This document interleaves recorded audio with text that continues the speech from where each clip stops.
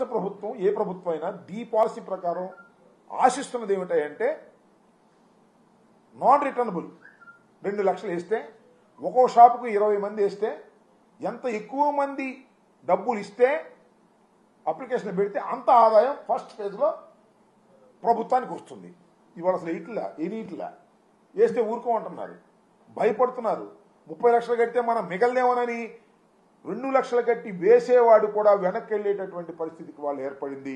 దీనికి కారణం తెలుగుదేశం ప్రభుత్వంలో ఉన్నటువంటి ఎమ్మెల్యేలు, మంత్రులు వీళ్ళందరూ కలిసి ఇలాంటి అరాచకాన్ని సృష్టించేటటువంటి ప్రయత్నం చేస్తున్నారు. నాకు తెలిసినంతవరకు ఇంతవరకు సుమారుగా 991 ఎన్నో షాపులకి 961 షాపులకి నిన్న సాయంత్రం వరకు ఒక్క అప్లికేషన్ కూడా రాలా.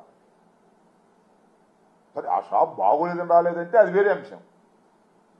భయపడుతున్నారు, స్థానిక ఎమ్మెల్యేలకి భయపడుతున్నారు, స్థానికంగా నాయకత్వానికి భయపడుతున్నారు.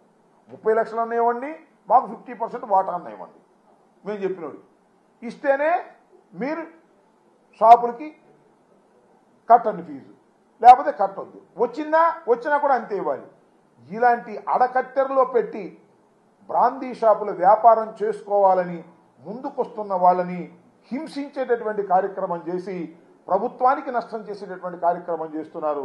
ఇది చంద్రబాబు నాయుడు గారు తెలుసో తెలియదా? 100% తెలుసు.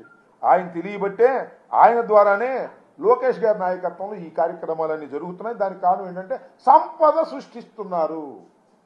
ఈ రాష్ట్రంలో సంపద సృష్టిస్తున్నారు. ఎవరికి? తెలుగుదేశం పార్టీ ఎమ్మెల్యేలకి సంపద సృష్టించే కార్యక్రమం చేస్తున్నారు.